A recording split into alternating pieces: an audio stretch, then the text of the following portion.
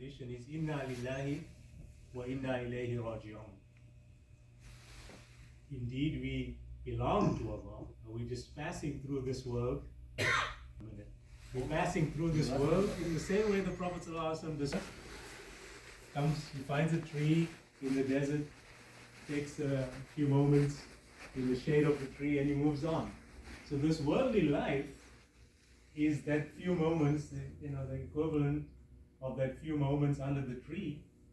It's the eternal life, in the hereafter that is the rest of the journey, really. But when we say Inna lillahi and Inna ilayhi raji'un, there's two important things, parts to the statement. First of all, that we are the property of Allah. He's put us here, it's a trust, and He takes us back. And if we understand that, that He can call us back whenever He wants, and we look at it from a positive, way, from a positive perspective, in that we're going back to Allah, we should look forward to that. Or when someone we lose, when they go back to Allah, look at it in a positive way. Have what we call in Arabic, the husnul dhan. Have the best opinion of where they're going and what's going to happen to them. Because that in itself is a dua. And in the Hadith Qudsi, Allah subhanahu wa ta'ala says, Ana inda husnul dhanni abdi bi. I will be as my slave expects me to be. The second part of the statement is, Wa inna ilayhi raji'un. And to Allah, we are returning.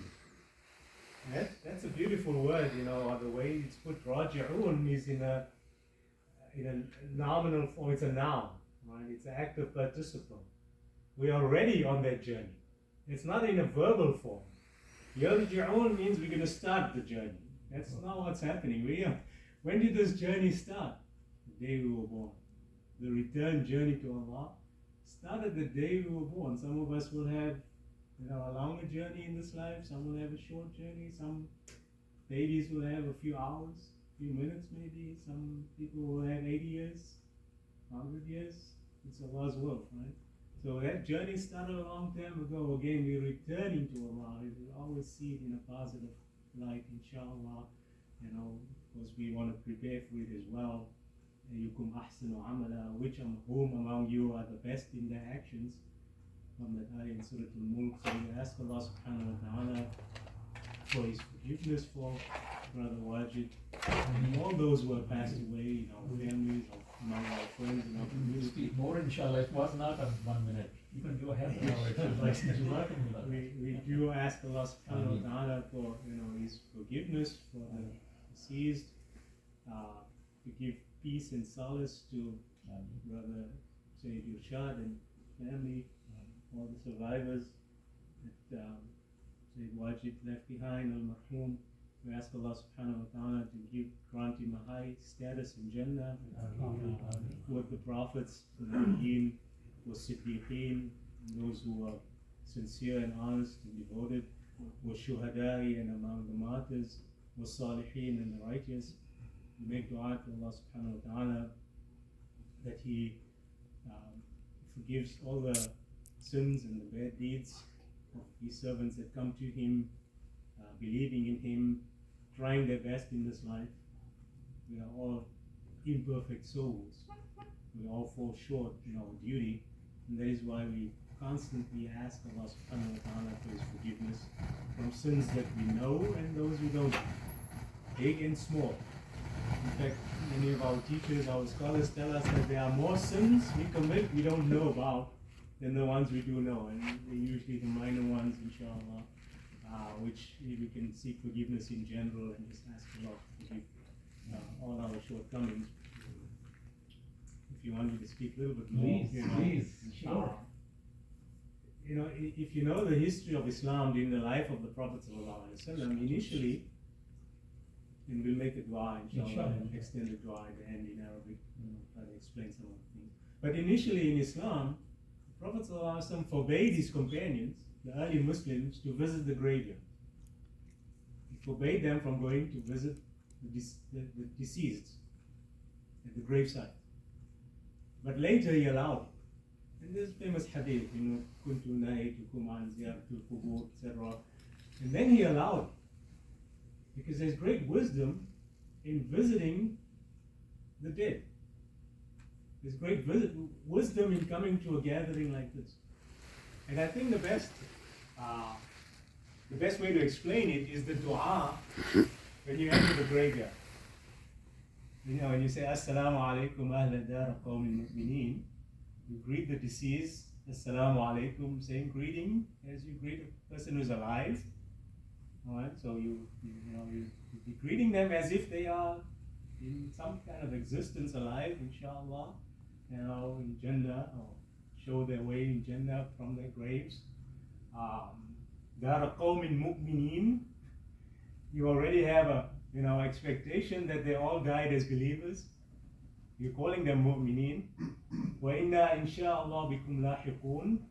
It's like when we said inna lillahi, we're reminding ourselves that we are going to meet them soon. We're going to be in the hereafter at some point later in our lives. We will pass on. That's part of that dua, supplication, entering into a graveyard. Wa inna insha'Allah, with the will of Allah, when it happens, how it happens, it's in the hands of Allah. We will be in your company soon. Nas'alullah lana wa lakum al-afiyah. The hadith, right? We ask Allah subhanahu wa ta'ala. See, the word order is important.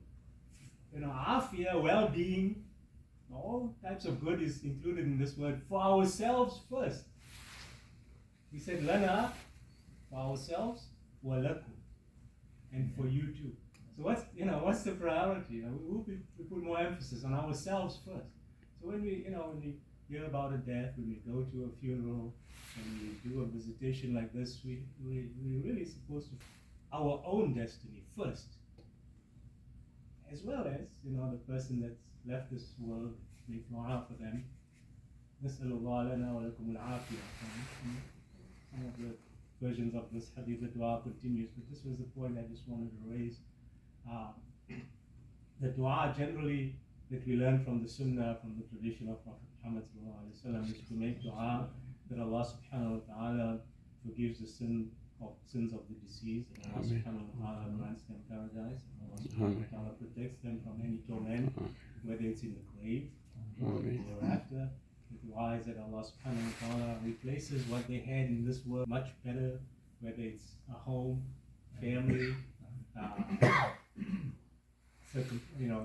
the surrounding, whatever they will receive in the hereafter, which we know from the teachings of Prophet Muhammad is nothing you can imagine. The mind in this human life is too limited to know what is there awaiting in the hereafter in terms of the rewards of paradise.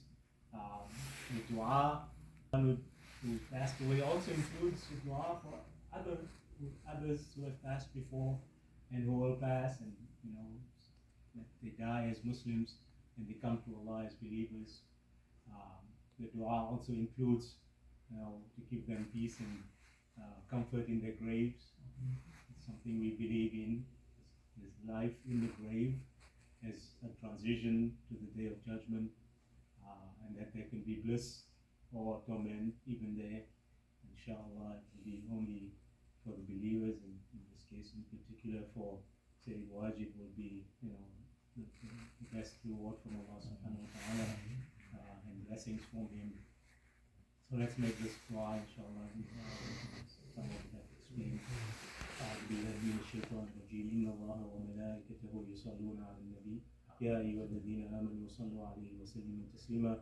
اللهم صل على محمد وعلى آل محمد كما صليت على إبراهيم وعلى آل إبراهيم وبارك على محمد وعلى آل محمد كما باركت على إبراهيم وعلى آل إبراهيم في العالمين إنك حميد مجيد.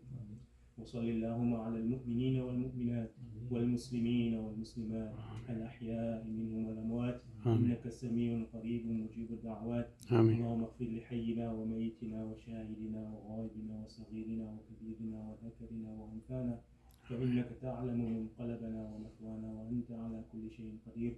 اللهم من أحييته منا فأحيه على الإسلام ومن توفيته منا فتوفه على الإيمان.